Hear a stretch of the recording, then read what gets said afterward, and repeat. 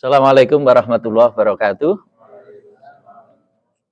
Alhamdulillah siang hari ini kita bisa melanjutkan perkuliahan dengan tema yang kontroversial, hangat, panas, yakni nikah mut'ah. Ya, nikah mut'ah itu punya sebutan lain ya, kadang disebut dengan zawaj al-munqati ya, pernikahan yang terputus. Terputus dengan sendirinya maksudnya itu ya. Kalau jangka waktunya sudah berakhir. Orang usah dipegat, pegatan dewi itu. Kadang disebut juga dengan az-zawaj al-muaqqat ya, pernikahan terbatas atau dibatasi oleh waktu. Intinya tidak dimaksudkan untuk selama-lamanya. Nah, hanya waktu tertentu. Tapi teori nikah permanen itu ya hanya teori. Prakteknya pegatan sewaktu-waktu ya oleh. Jadi hanya teori saja. Walaupun judulnya saya nikah selama-lamanya, tapi pegatan di tengah jalan ya oleh. Sebaliknya yang sejak awal niatnya saya nikah hanya seminggu, lah kok cocok, bacut meneh, ya iso. Bacut itu terus ke. Jadi hanya perbedaannya ya di situ itu. Jadi yang mengatakan selamanya itu ya teori. Prakteknya ya terserah. Terserahnya maksudnya apan sesasi, apan setahun, apan karena faktanya orang nikah baru sebulan cerai juga ada. Coba sing ning pengadilan agama kuwi.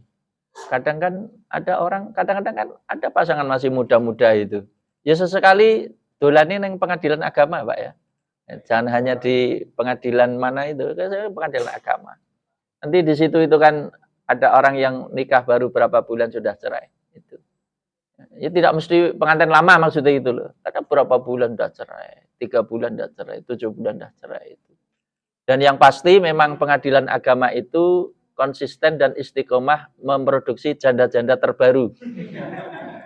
Tiap minggu itu selalu saja ada produk keluaran janda terbaru. Jadi kalau pengen ngerti janda terbaru ya main saja ke pengadilan. Insya Allah belum kedahuluan. Nah sebaliknya yang kampung kan wis ora pati baru, Pak. Nah iya itu. Jadi kembali ke teori tadi. Jadi nikah itu teorinya ada yang dimaksudkan selama-lamanya, ada yang sementara waktu. Secara teori dulu. Nah, itu. Yang sementara waktu bisa diperpanjang. Yang katanya selamanya bisa diputus sewaktu-waktu. Jadi biar kita dudukkan pada tempatnya masing-masing. Jadi orang Syiah juga bisa membela diri. Itu. Membela dirinya gini. Ya memang kalau orang Syiah kan mengakui dua-duanya itu loh. Mengakui dua-duanya maksudnya nikah permanen dia mengakui. Nikah sementara juga mengakui. Itu. Nah, kalau yang nikah sementara ketika dikritik, Anda kok membolehkan nikah sementara? Dia juga bisa kritik balik tadi. Anda juga hanya berteori orang Sunni. Katanya nikah selamanya, tapi faktanya sewaktu-waktu juga bisa diceraikan. Berarti kan tidak selamanya juga. Nah, kami yang nikah sementara, toh kami perpanjang juga bisa. Kalau cocok. Nah, iya, misalnya ada mahasiswa, tapi coba prakteknya loh ya. Nah, ini memang contoh. Misalnya ada mahasiswa, perjanjian nih, kita nikah selama kuliah. Selama kuliah saja. Nanti kalau selesai kuliah, ya selesai juga pernikahannya. Tetapi ketika dia merasa cocok, selama kuliah itu nikah, cocok. Wong Jawa ngomong jadi cocok susune. Ini hanya istilah saja ya, orang harfiah itu. Wong Jawa itu kadang-kadang nikah cocok jadi cocok susune sebutannya kan gitu kan. Nah ya ini tadi awake lemu terusan gitu kan, orang kering gitu ya. Berarti cocok susune gitu. Lah kok tadi loh Pak, kok merasa cocok, wes sekarang kita lanjutkan ke nikah permanen. Kan bisa juga. Enggak ada larangan maksudnya itu. Nah, itu. Jadi ya masing-masing tetap ada kritik mengkritik. Ada plus minusnya. Nah, itu ya.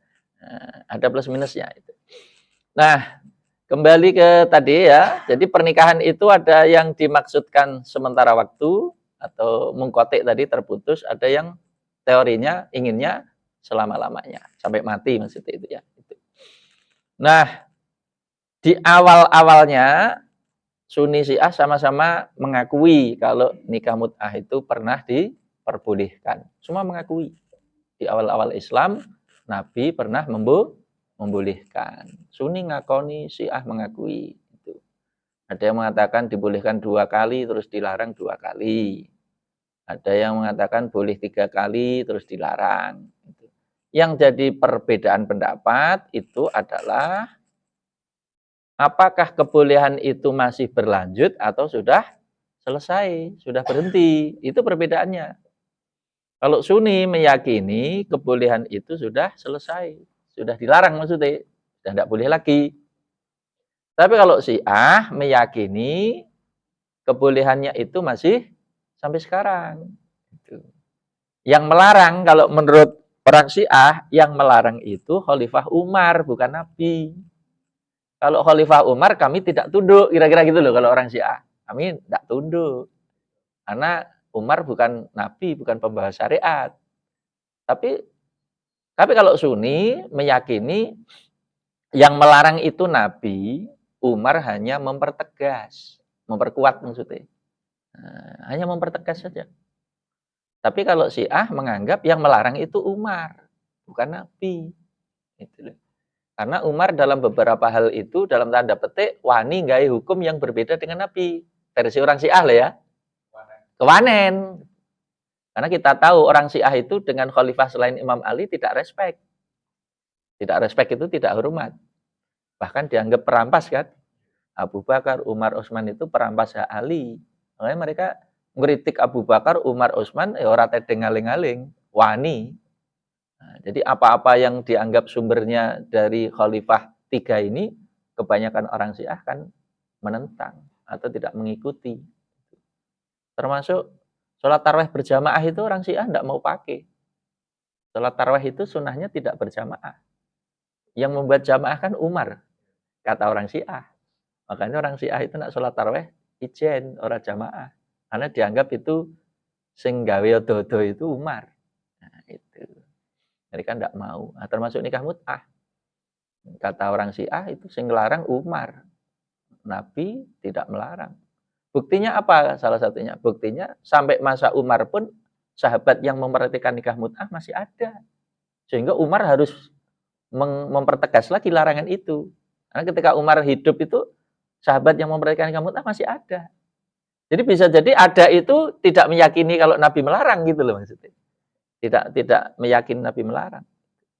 Gitu. Itu perbedaan interpretasi ya, juris atau ahli fikih Syiah dan Sunni.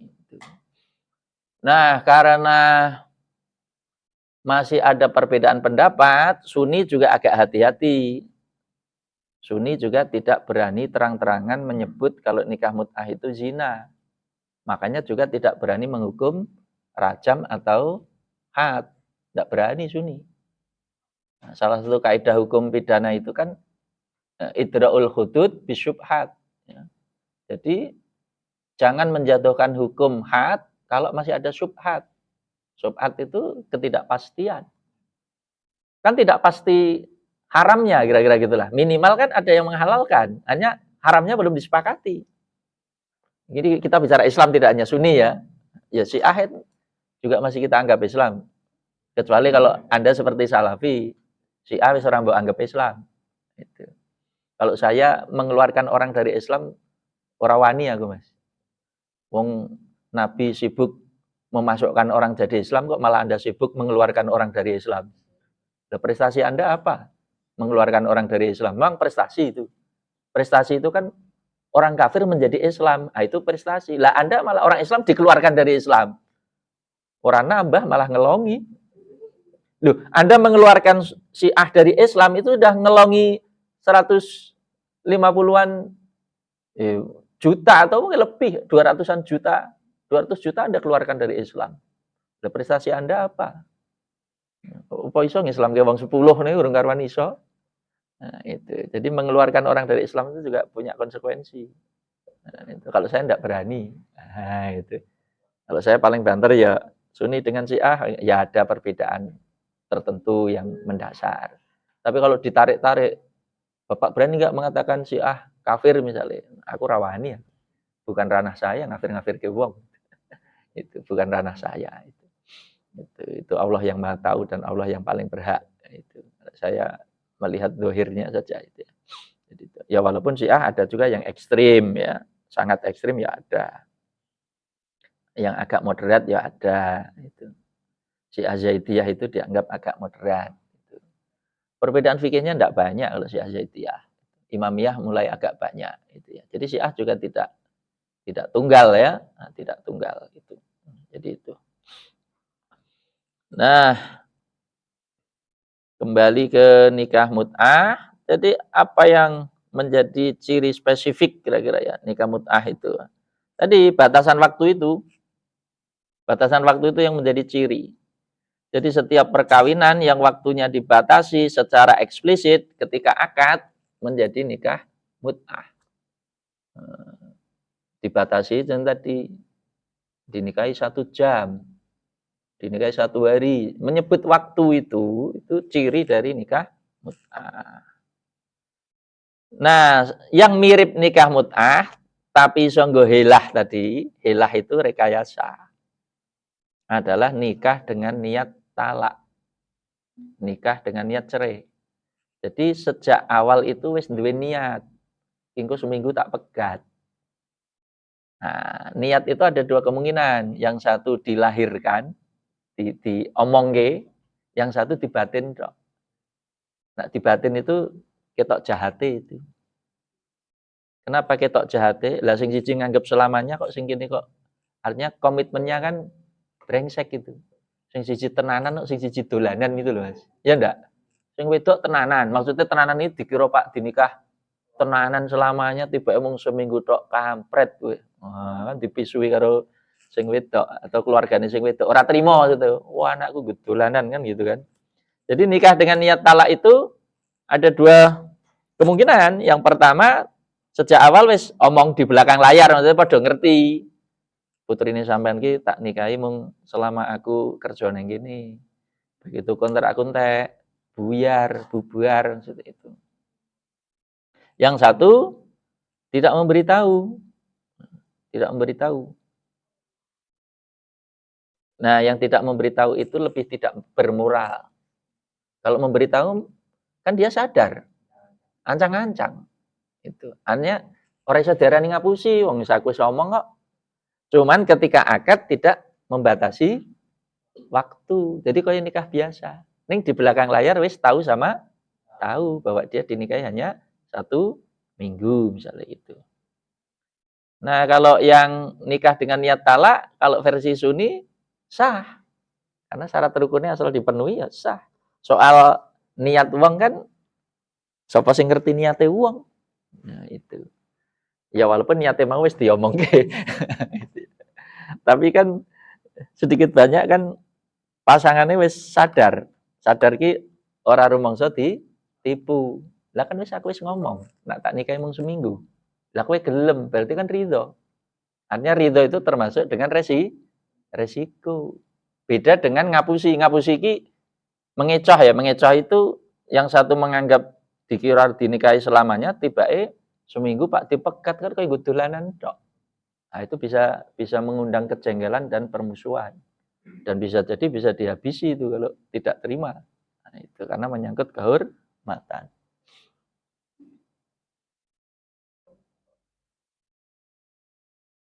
Oke, sekarang si A sampai hari nikah mut'ah sampai hari ini masih eksis ya, eksis.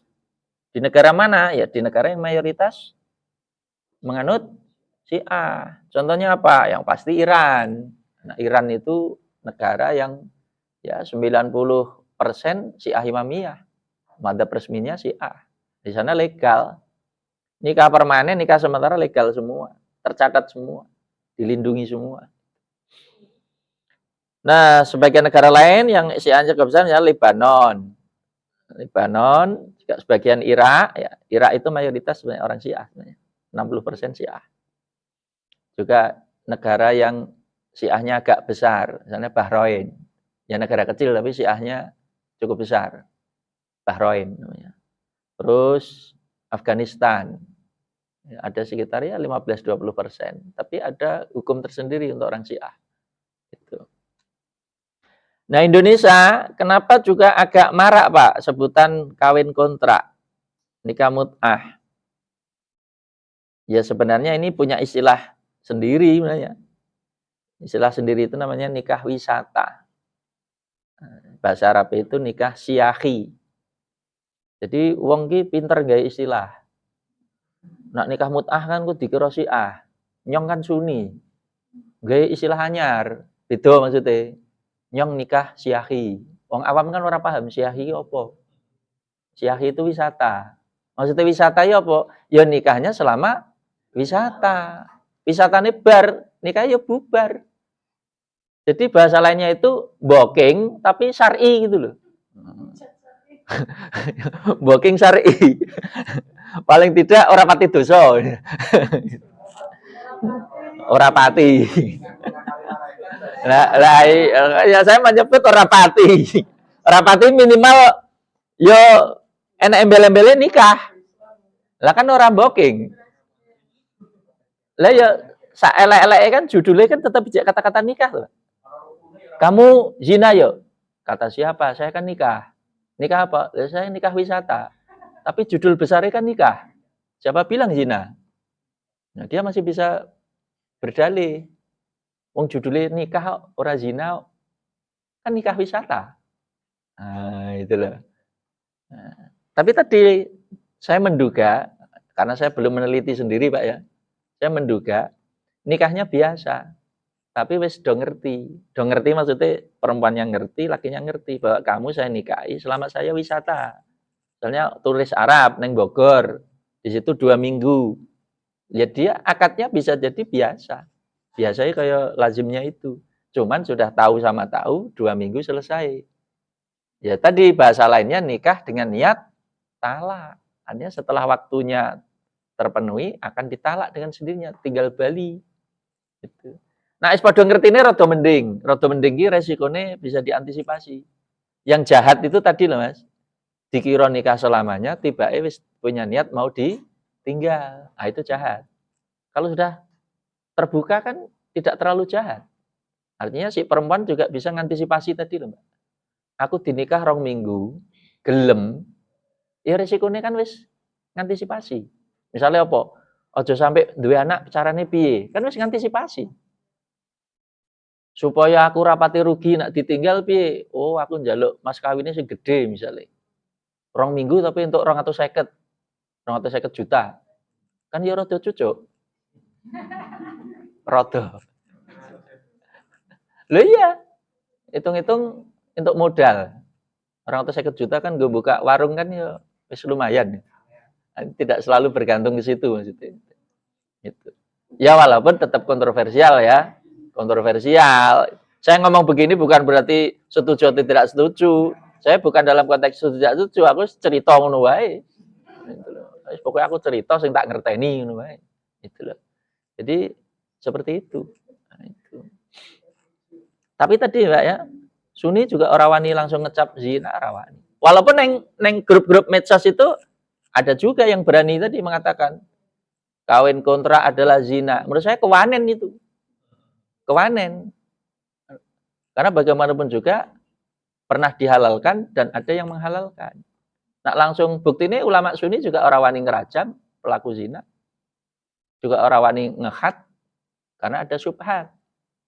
Dan menjatuhkan hukuman yang berat itu harus dengan kepastian. Tidak ada keraguan. Itu. Artinya Pak ngarom ke hakul yakin ya orang wani. Nah, itu. Ya minimal kan ada khilafiyah, Sunni Syiah itu. Jadi seperti itu. Nah, di Indonesia itu ono sing ketularan. Ketularan ini apa? Ya tadi ngaku terang-terangan nikah mut'ah mungkin ya ora wani, tapi divariasi tadi. Pakai istilah lain. Nikah wisata, nikah dengan niat talak itu. Tapi ketika akad orang nyebut waktu ben ora diarani nikah mut'ah. Itu. Tapi maksudnya hanya sementara waktu. Yaitu rada main helah ya. Helah itu kayak rekayasa. Gitu. Tapi substansinya mengarah ke sana. Gitu. Jadi seperti itu. Tapi memang Murtado Mutahari itu salah satu cendekiawan Syiah. Itu memang pernah ketika dia menguraikan atau belo nikah mut'ah, saya lihat uraiannya itu sekilas ya kaya rada masuk akal juga sih. Dia bilangnya gini, padha ngritik. Jadi nak wong Sunni ngritik sih, wong Syiah ya iso ngritik sih ini. Padha ndek akal, padha ndek pikiran. Sunni katakanlah secara teori mengharamkan nikah mut'ah. Tetapi juga kalau mendorong nikah permanen juga tidak realistis untuk mahasiswa, seusia-usia mahasiswa maksudnya. Disuruh nikah permanen tidak realistis. Siapa yang mengatakan tidak realistis? Coba saja. Mahasiswa terutama S1 nembung bapake. Pak apa? Yang rabi saiki, Pak. Kira-kira wong tuane dukung apa enggak? Di sini sekarang itu. Dukung enggak kira-kira? Seneni. Kenapa orang setuju? Tadi durung mapan, durung siap. Nah, orang percaya bukti wae. Wong tuane ora dukung. Bahkan diseneni. Begitu tak kirim takon kuliah malah nembung rabi. Berangkat terus yang nafkahi piye? Mungkin cek ngeyel anake. Maksud kula rabi niku, nak awan urip dhewe-dhewe. Nak bengi kula parani. Batine bapak lha kok pinter kowe to, Le? Awan urip dhewe-dhewe bengi mbok keloni. Dadi jadi suami istri nak bengi to, nak awan kon urip dhewe-dhewe. Lha penak ning kowe susah ning aku. Artinya apa? Tidak realistis. Nikah permanen tidak realistis. Tapi kritik ulama Syiah, orang Sunni atau dunia Sunni yang konon mengharamkan nikah mut'ah dalam tanda petik tidak berdaya mencegah pergaulan bebas. Tidak berdaya. Nah, orang percaya saya ingin dengan buka berapa persen muda-mudi yang sudah berhubungan seks sebelum menikah. Yo mahasiswa, yo cah SMA, yo sing hamil sebelum nikah. Kalau bicara persentase, Pak, rata-rata berapa dari survei-survei atau hasil penelitian itu? Angkane bangsa 20, 30, 40, sekitar itu. Artinya apa? Sing mbok haramke ya jebel. Jebel ki ora iso ngendhaleke. Lho itu fakta negara-negara muslim juga tingkat perzinahan ya 20, 30, 40. Di kalangan pemuda remaja nih, termasuk Indonesia.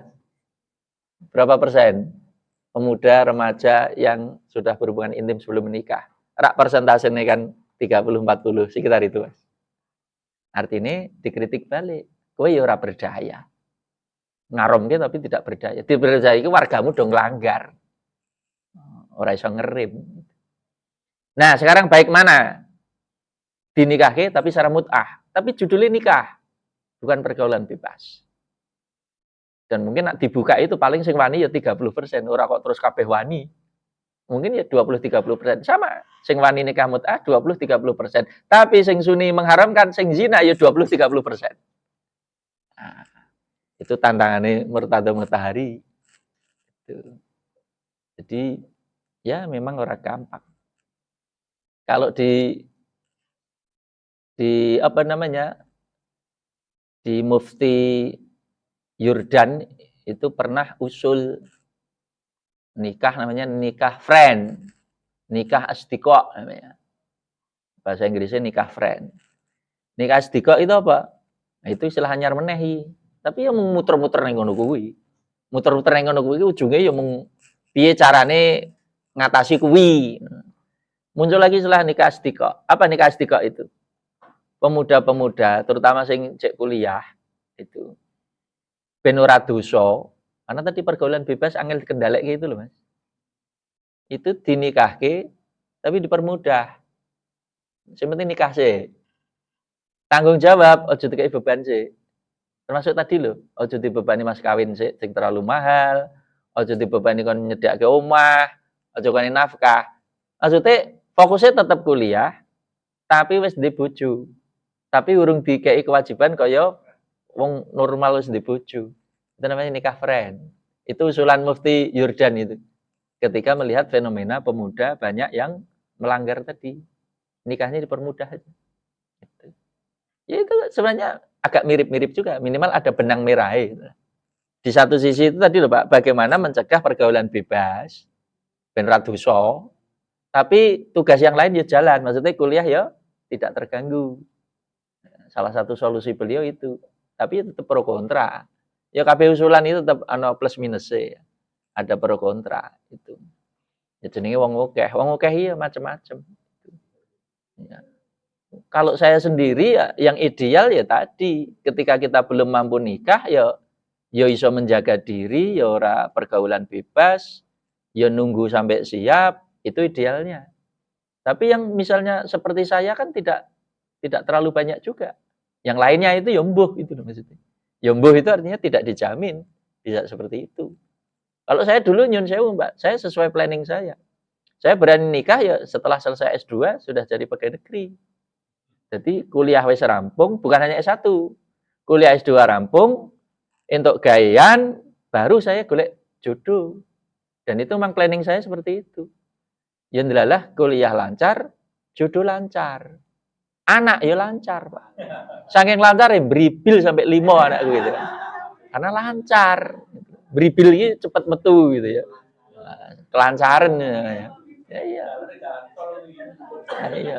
Anak saya sampai 5 gitu. Jadi seperti itu. Tapi tadi saya juga tahu teman saya kuliah dulu ya ono sing nikah di tengah jalan. Tapi juga cepat bubar jalan. Artinya tidak bertahan lama. Ada yang nikahnya tidak direstui, orang tuanya nekat. Jadi uripe nyambi kuliah, nyambi kerja, wis ndek anak sisan. Itu. Akhirnya mbah tutuk mbah ora yang jelas terseok-seok itu. Terseok-seok karena tadi satu sisi mikir kuliah, sisi lain harus kerja, mikir nafkah. Dilalah, ono dilalahi sisan. Mungkin karena pengaruh ora direstui wong tua Mas ya. Dilalahi anake cacat. Wis kadang-kadang loro kan tambah pengeluaran. Anak sehat sih mending. Dua anak, duwe bojo, urung di penghasilan tetap, delalah ora direstui wong tuwa kuwi lho, tambah. Kadang wong tuwa iki ora cawe-cawe, ora dibantu maksudnya itu. Berat. Wis macam-macam. Sing kumpul kebo ya ono. Jogja kan terkenal juga. Kose rada bebas. Macam-macam, Mas. Dan setiap orang itu ya jalan hidupnya beda-beda. Ya ono sing lurus-lurus wae ora neko-neko maksudnya. Ono yang bisa menjaga diri, ono sing ora iso menjaga diri, jenenge wong akeh. Itu. Nah, kembali ke sini. Nah, sekarang karakteristik nikah mut'ah itu apa? Nah, pertama ini ya, dari sisi waktu ada pembatasan. Dan ketika akad harus disebut. Jadi harus bunyi. Saya nikahi kamu secara mut'ah selama 1 minggu. Harus bunyi 1 minggu. Saya nikahi kamu secara mut'ah selama 1 bulan. Harus bunyi. Kalau tidak bunyi waktunya, jadi nikah permanen. Jadi boleh, tapi jadi nikah permanen. Itu. Jadi kalau menyebut waktu, jadi nikah mut'ah. Itu. Yang kedua harus memakai kata-kata tamattu atau mut'ah. Jangan pakai kata-kata nikah biasa. Kalau anggah tuka wajah tuka itu jadi nikah biasa itu. Ini harus kata-kata mata tuki misalnya. Aku nikahi mut'ah kamu. Nah, jadi mata tuki. Nah, itu. Kalau yang perempuan yang ucap mata tuka. Aku mut'ah kamu. Nah, itu. Nah, tujuan utamanya nikah mut'ah itu sesuai namanya, mut'ah itu bersenang-senang, istimta'. Jadi tujuan utama orang nikah mut'ah memang seneng-seneng. Ya melampiaskan nafsu lah. Jadi hiburan yang ditonjolke. Gitu. Jadi orang berhubungan intim itu kan punya 2 tujuan. Yang satu prokreasi. Untuk keturunan itu namanya prokreasi. Yang kedua tujuannya itu hanya rekreasi. Rekreasi itu apa? Just fun, just for fun. Gue melepaskan ketegangan-ketegangan itu. Gue seneng-seneng tok maksudnya. Itu. Jadi tidak semua orang itu memang menikah tujuannya gue keturunan. Wong salon keturunan akeh-akeh ya wedi yo. Iya kan? Bagian orang kan dia anak akeh-akeh karena seneng juga. Loro telu cukup. Selebihnya untuk apa? Ya seneng-seneng. Kesenangan maksudnya. Nah, itu. Nah. Berikutnya ketentuannya tidak saling mewarisi karena hanya nikah singkat saja. Jadi kalau salah satu mati waktu masih jadi suami istri, itu tidak saling mewarisi. Soalnya nikah kontrak sebulan, baru 2 minggu kok mati, tidak saling mewarisi. Itu. Terus suami tidak wajib menafkahi. Kenapa tidak wajib menafkahi? Harus diopahi. Ya, makanya jalur opah sing larang. Ya. Misalnya dinikah hanya seminggu, mas kawinnya misalnya 50 juta, lah orang usah dinafkahi. 50 juta kan melebihi nafkah rutin. Itu. Jadi gantinya upah orang nafkah. Mas kawin atau upah harus disebut jelas. 10 juta, 20 juta, 50 juta bunyi jelas. Bubar dengan sendirinya kalau waktu sudah habis, orang usah dicerai. Waktu nentek bar dewi. Kalau menyebut seminggu ya tinggal ngitung AKT 1 jam 12, ngontek ya 1 jam 12 minggu depan. 1 minggu. Kalau 12 jam ya siang jam 12 nanti entek malam jam 12 itu aja. Sehari semalam ya tinggal sesuk ngono wae. Nah, itu. Jadi orang usah dicerai, bubar dewi. Itu. Tujuan utamanya untuk istimta ya, seneng-seneng. Nah ini ya, tidak harus pakai wali dan saksi. Ini tambah gampang nih. Nikah kok tanpa wali, tanpa saksi. Bedanya apa karo neng Sunan Kuning? Oh, serano. Malah hafal jenengan mengikuti terus.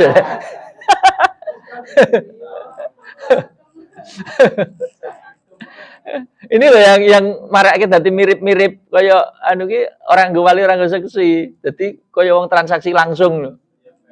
Lah iya, kaya nyang-nyangan langsung, transaksi langsung. Tapi dulu pernah ada usulan, Pak. Di Surabaya itu dulu kan ada Nyun Sewu lokalisasi yang terkenal. Namanya apa, Pak? Apa lah basa ngono apa lagi. Dulu itu di Surabaya ada lokalisasi yang terbesar. Ya Gang Doli itu yang terkenal. Dulu itu sempat juga ada yang usul, Pak. Ya. Jadi sing rada ngerti teori iki, pernah ana sing usul supaya di Doli itu disediakan penghulu. Jadi iya. Jadi Gang Doli itu diminta menyediakan penghulu untuk short time. Short time itu maksudnya nikah mungkotik. Misalnya semalam.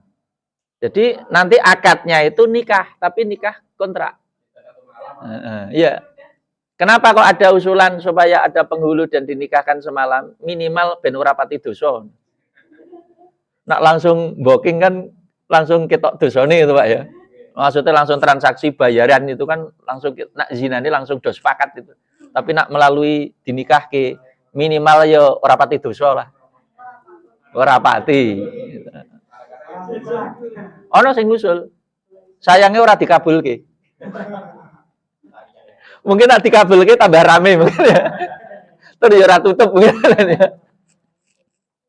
Gitu. Jadi wong sing sedikit banyak ngerti hukum itu kadang ya rada main celah kira-kira gitu lah. Jenenge wong akeh.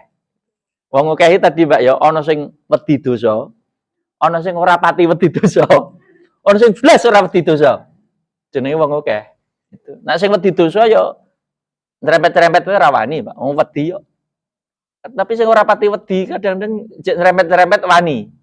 Nrempet-nrempet wani maksudnya golek celah-celah niku cek wani. Ana sing blas ora wedi dosa. Ya wis ora urus itu ya. Itu semau-maunya dia. Terus ada lagi yang mengatakan tidak ada iddah. Tapi ada juga yang mengatakan iddahnya sekali saja. Tapi saya kira lebih kuat yang mengatakan iddahnya sekali aja. Bar kuwi iso transaksi meneh. Nah, itu. Nak babar belas ora ono iddah kan berarti kan maraton bisa itu, Pak. Los itu ya. Awan pegatan sore wis kanggo meneh itu. Ya, tapi nak iddah sekali minimal kan ono jeda itu. Jedane apa ya minimal wis ben adus-adus sik. Iddah kan ya rada suwe, Pak ya. Kalau 1 kali haid kan paling enggak kan nunggu 1 bulan. Nunggu 1 bulan kan ben rada istirahat gitu. Tapi dalam praktek bisa jadi lebih banyak yang mengikuti teori ini. Memang tidak ada iddah. Jadi kayak maraton gitu loh. Maraton ini tadi siang ini wis putus, besok bisa jadi wis ditampani wong. Selesai hari ini, malamnya wis ditampani wong. Kayaknya dalam praktek meyakini yang tidak ada idah ini. Tapi saya baca sumber lain, idahnya sekali. Itu. Terus tidak ada batas wanita yang dimut'ah. Kalau nikah permanen maksimal 4, kalau nikah mut'ah tidak ada batasan.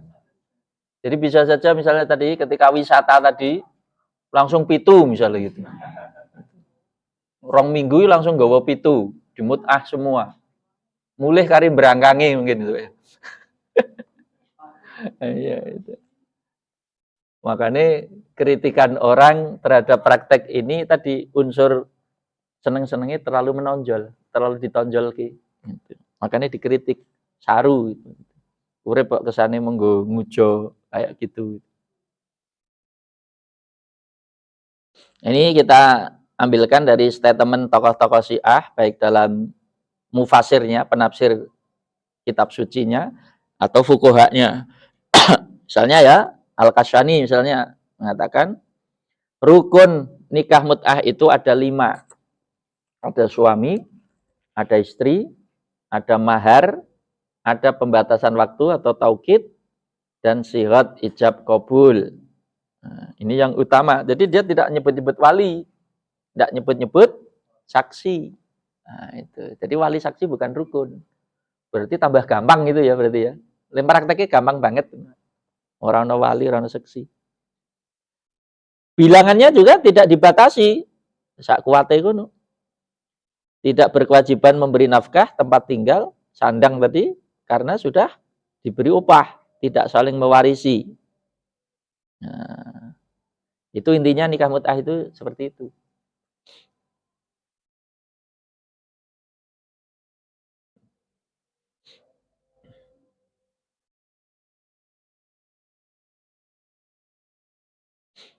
Nah, dulu itu sejarahnya gimana kok Nabi sempat membolehkan itu? Ya sebenarnya kalau tinjauannya psikologi ya masuk akal sih. Masuk akal maksudnya ini, Pak. Dalam peperangan itu kan tidak bisa dipastikan. Maksudnya berapa bulan rampung itu kan ya ora iso di-planning lho, Pak. Wong jenenge perang bisa jadi sebentar, bisa jadi lama. Wong jenenge perang. Yang namanya perang, sing mangkat perang mesti wong lanang. Turun neng tentara neng dindiki mayoritas didominasi muda apa tua? Ya golek sing nom to tentara. Jak perang kok golek ke pensiunan ya ora mungkin lah. Mesti tentara itu golek sing nom-nom. Mbok saiki tentara sing dikirim ning perang ya sing nom-nom.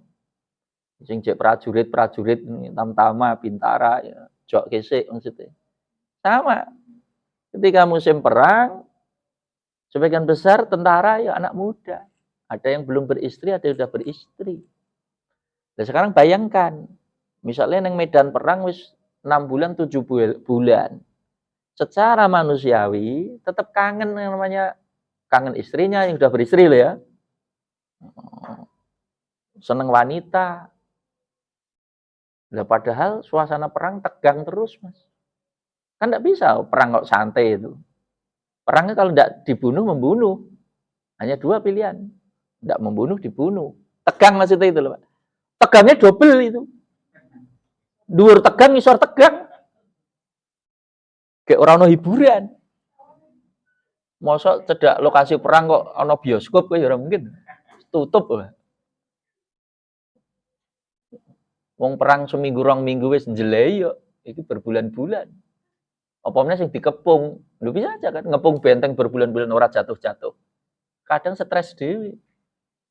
Suasana tegang, menakutkan, ya wajar wong golek hiburan. Walaupun tiap hari ketemunya hanya suara meriam, bom, dentingan pedang. Kan dia jarang sekali merasakan suara makhluk halus di sekitarnya. Apa meneh kok sing gelem mijeti, Pak ya. Secara psikologi itu stres terus-terus kayak kuwi, Pak. Dan itu sudah jadi rahasia umum.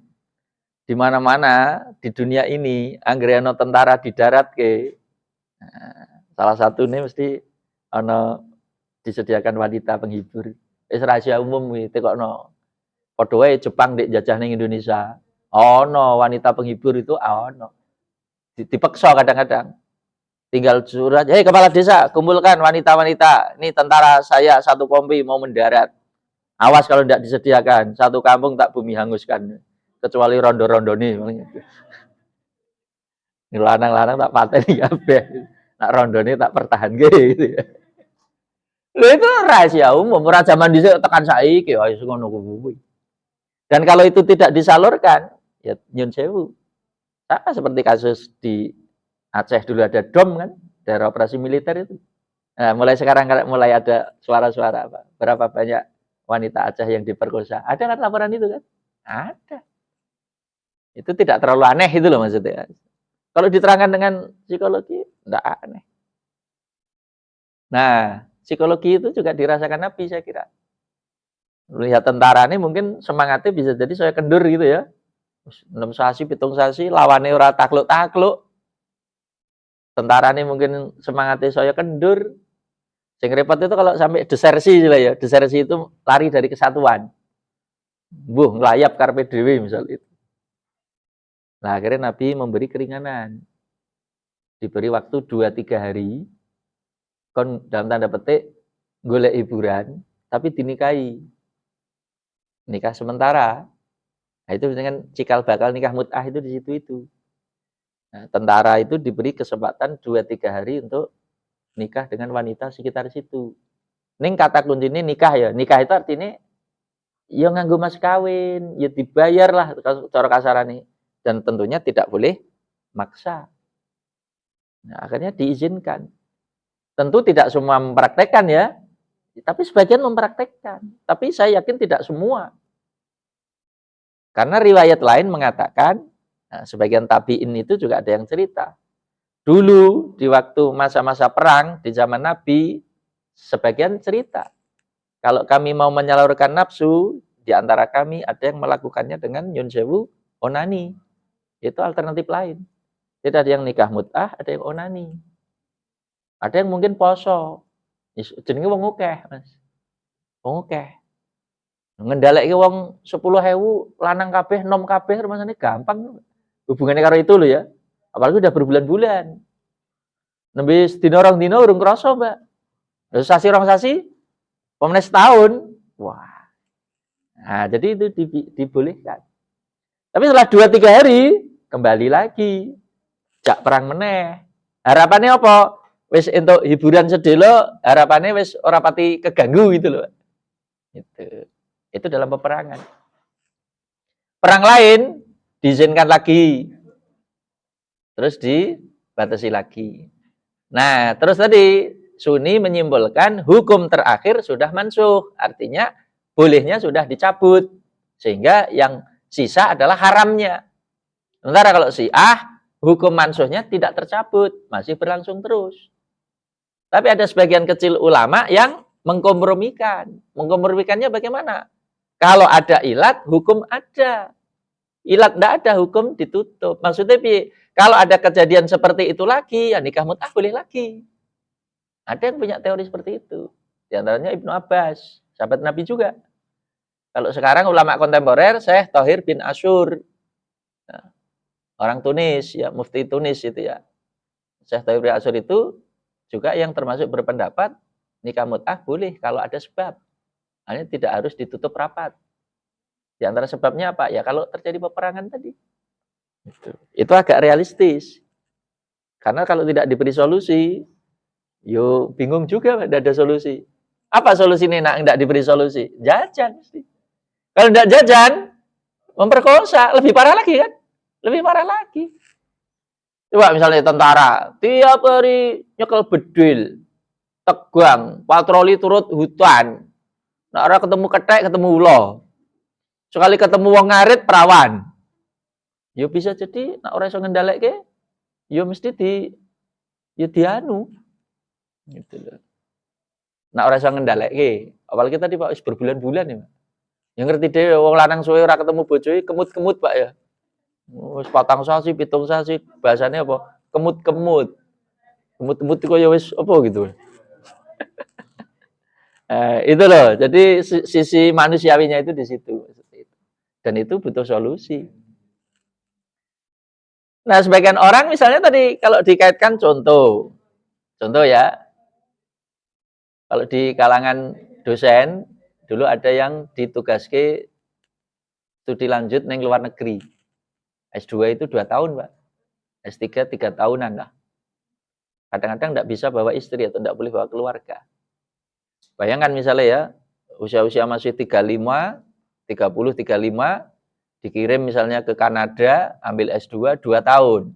2 tahun ora ketemu anak bojo. Ketemune padha-padhane wong Indonesia tapi kuliah ning kono. Padha-padhane dosen juga kadang-kadang. Nah, dulu Pak Tarmizi Tahir itu Menteri Agama yang dulu yang dokter itu pernah ngisi kuliah subuh di Ramadan itu di waktu saya masih kuliah. Beliau cerita, "Saya baru saja dari Kanada." Dan ketika saya menemui mahasiswa-mahasiswa yang saya kirim di sana, apa saja permasalahan yang muncul di sini? Di antaranya yang dilaporkan itu, cinta lokasi. Sesama peserta main mata, intinya itulah. Ada yang hanya main mata, ada yang sampai nikah. Maksudnya nikah sementara. Ya selamat di sana maksudnya. Ada yang mungkin main dengan wanita lokal situ. Apalagi di negara liberal kan tidak sulit, bebas. Artinya godaannya berat gitu. Besar. Cerita dosen saya yang kuliah di sana. Orang barat itu kan sangat menghormati hak privasi. Hak individu itu kan dijunjung tinggi di sana. Justru kalau orang lain dianggap mengganggu, dia bisa kena pasal. Bisa dilaporkan maksudnya. Jadi cerita dosen saya yang di sana itu. Jadi kos-kosan itu biasa gue kumpul kebo itu. Umum kumpul kebo itu. Artinya tidak menikah tapi satu kamar, satu apartemen. Dan yang masih kos itu sudah memberitahu teman-temannya dulu. Misal ya, pada-pada ngekos 30 kamar misalnya. Nanti misalnya malam minggu itu sudah pasang tulisan di depan kamar masing-masing. Nanti malam gendaan saya mau ke sini. Hanya mau nginep. Yang lainnya sudah paham. Maksudnya awas nanti ganggu, kira-kira gitulah. Hanya hormati privasi saya. Nanti yang lainnya sudah tahu diri. Nah, orang nganggo pasangan nih mungkin dia yang keluar. Karena privasi sana itu dijunjung tinggi. Bahkan di sana kalau ada misalnya ada orang ciuman atau bermesraan di muka umum. Terus jenengan itu misalnya ndelok ini ya. Dia tersinggung, sampean kena pasal. Mengganggu privasi orang. Jadi sing kena pasal sing ndelok, orang sing nglakoni. Kalau di sini kan mungkin sing nglakoni ya. Kalau di sana enggak, sing nyawang kena pasal, ganggu kesenangan orang. Makanya di negara-negara barat itu orang bermesraan di muka umum, pede aja, santai aja. Orang lain cuek aja. Kenapa? Kalau dia melu nyawang, melu delok, bisa kena pasal. Makanya biarkan saja. Bahkan orang berzina di tempat umum pun kadang enggak malu-malu. Enggak malu-malu. Bahkan dosen saya ada yang cerita ketika pagi-pagi masih awal-awal di Belanda itu, pagi-pagi mau subuh golek masjid rada adoh, ora kaya ning kene kan masjid cedak-cedak ya. Dia biasa kalau jalan tuh naik sepeda ontel itu. Nah, pagi-pagi dia mau subuh jamaah, naik sepeda ontel agak jauh. Nah, di tengah jalan, di pinggir jalan itu ada mobil berhenti. Tapi goyang-goyang. Penasaran kan dia orang Indonesia kan rasa ingin tahunya kan Pak, iki mobil opo gitu. Mandek. Dilongok, dilinguk. Ya ora tertutup rapat. Wong bagi mereka itu biasa kok.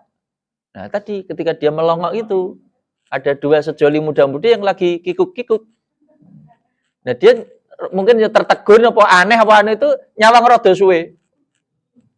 Lah otomatis dia kan tersinggung merasa ada orang yang nyawang gitu. Ya itu tadi dihardik itu tadi. Bahasanya kira-kira kok randang minggat kau kira tak panggil ke polisi kira-kira gitu. Wah, dia baru sadar bahwa ini di negeri orang.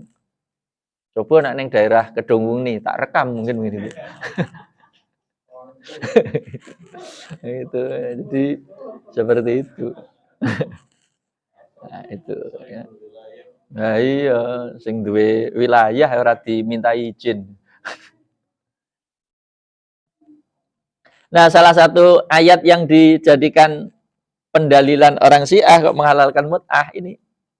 Ini surat An-Nisa ayat 24. Pada kata kunci mana? Nah, di sini ada kata-kata ini. Famastamta'tum bihi minhunna fa'atuhunna ujurahunna faridah. Ada kata kunci ini. Famastamta'tum. Dan wanita-wanita yang sudah kamu istimta'i, istimta' itu tidak seneng-seneng. Nah, ini dianggap sebagai dalil kebolehan nikah mut'ah. Nah, karena ada kata-kata kunci istamta'tum. Jadi wanita mana saja yang sudah kamu istimta'i, yang sudah kamu ajak seneng-seneng, minhuna dari wanita-wanita tadi, fa'atuhuna ujurun, maka berilah upah-upahnya. Ajrun itu kan juga bisa berarti upah, sewa. Ujroh itu kan sewa. Jadi kadang-kadang mas kawin itu juga disebut upah, sewa. Nah, itu terserah orang mengartikan, tapi semakna itu. Nah, jadi oleh orang Syiah, ayat ini dipahami, nikah itu ada dua. Ada nikah permanen, ada nikah mut'ah. Yang mut'ah ditunjukkan ayat ini.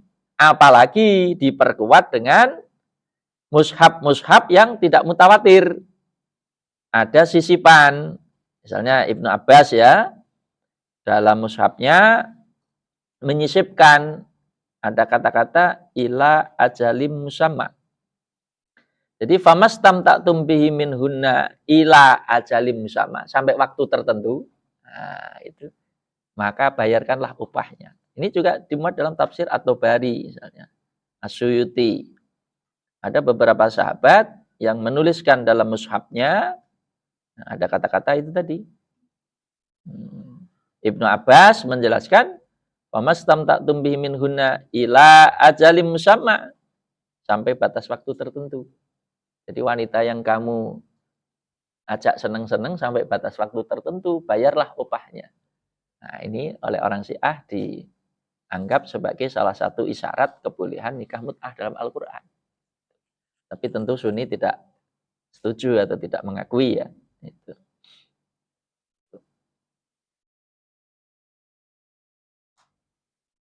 Jadi beberapa sahabat yang setuju dengan tafsiran ini disebut sisipan ya. Ini adalah bukan hanya Ibnu Abbas, tapi juga Ibnu Mas'ud, Ubay bin Ka'ab, Sa'id bin Jubair. Nah, ini dalam mushaf mereka menyisipkan penjelasan ila ajalim sama. Artinya memang di masa sahabat nikah mut'ah itu ya cukup populer, nah itu halal. Udah ngerti maksudnya, nikah mut'ah itu halal di masa sahabat. Sampai termasuk masa Umar saja masih banyak yang mempraktikkan nikah mut'ah. Tapi makin kesini makin sedikit. Nah, karena Umar melarangnya makin keras.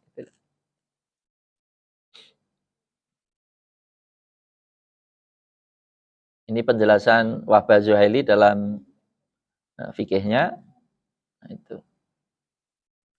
Nah, sebagai penutup, tentu nikah mut'ah ya satu kontroversi.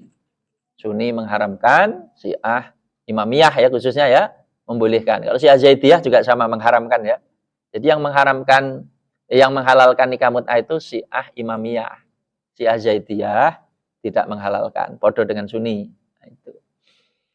Nah, nikah mut'ah tadi ya tentu banyak kelemahan sehingga ulama Sunni cenderung kepada hukum mengharamkan. Selain itu, nikah mut'ah tentu rawan disalahgunakan. Termasuk tadi sebagian orang menuding sebagai prostitusi terselubung. Prostitusi tapi diselubungi dengan baju agama, kira-kira gitulah. Dan bagi sebagian orang, tinggu profesi, tinggu pekerjaan. Dampaknya yang lain apa? Ya, termasuk rawan kena penyakit menular seksual. Ya di mana-mana hubungan seksual yang aman ya kalau setia. Yang gonta-ganti pasangan ya rawan. Nah, dulu pernah ada dokter spesialis penyakit kelamin itu cerita. Dia praktek di Bandung. Pasiennya itu unik. Namanya dia heran. Herannya gini, kok bisa ada wanita jilbabnya besar, pakai cadar, tapi kena penyakit kelamin. Iya, itu bermula dari istrinya dulu. Dokternya heran. Iku ana wong kok iki kok penyakitnya kelamin. Maksudnya umumnya iki penyakitnya wong wanita nakal gitu. Akhirnya suaminya kon teko. Suaminya juga suruh konsultasi. Jangan-jangan dua-duanya itu maksudnya. Ternyata betul, dua-duanya kena. Dan istrinya itu ketularan dari suaminya. Padahal suaminya juga koyo Islami koyo ora tegas dosa itu loh, Mbak. Buatuke ireng misalnya itu, patoke setengah dengkul. Tapi kok yo penyakit kelamin. Istrinya juga begitu. Dokternya kan heran. Kudune wong kok iki kan ora tegas dosa gitu. Nah, akhirnya diajak bicara empat mata. Ya istrinya ndak dilibatkan, wong privasi kok. Panggil sendiri, "Mas, jujur ya Mas, sampean cerita. Sampean iso entuk penyakit kok iki asale piye? Wong kok sampean kok iso nglakoni kok iki? Maksudnya iki umume penyakit wong nakal. Sampean kan tak delok kan ora nakal. Mung ketoke nakal banget." Ah, dia cerita, saya itu bermula dari mengikuti kajian. Kajian itu makin menarik. Yang paling menarik ketika bicara nikah mut'ah. Ya, ada teori nikah mut'ah tadi. Nah, dia dalam hati kecil condong ke hukum boleh. Apalagi sudah ada nafsu ya. Ke hukum boleh kan tambah cepat. Akhirnya diam-diam dia praktekkan. Dan dia itu pedagang antar kota, antar pulau, antar provinsi. Jadi kalau dia misalnya lagi keluar Jawa, kalau di sini ya, dari Bandung keluar Jawa, misalnya yang Kalimantan, seminggu, dia cari wanita untuk dikontrak itu. Tapi tadi, tidak ada jaminan wanita yang dikontrak itu wanita baik. Ya tidak ada jaminan tuh Mas. Kadang-kadang kan calo itu, kadang-kadang lewat calo tuh ya. Orang golek dewe maksudnya. Kadang lewat calo. Calonnya kadang-kadang kan ya pinter. Oh iki sing Pak nggunakake jasa iki misale wonge dianggap ketok alim, taat beragama. Yo goleke wong wedok didandani kaya wanita sholihah. Ciri wanita sholihah apa? Goleke jilbab sing ombo, sing gedhe. Nganggo cadar, ben dikira wanita sholihah, wanita baik-baik. Apa meneh dikira hafid. Wah, tambah mantep toh. Padahal aslinya apa? Goleke lulusan Banyu Putih. Alumni Banyu Putih tiba itu. Dikira alumni pesantren gitu ya. Singkat cerita, dinikahi seminggu. Gue lain hari neng di Sulawesi kok kuwi meneh.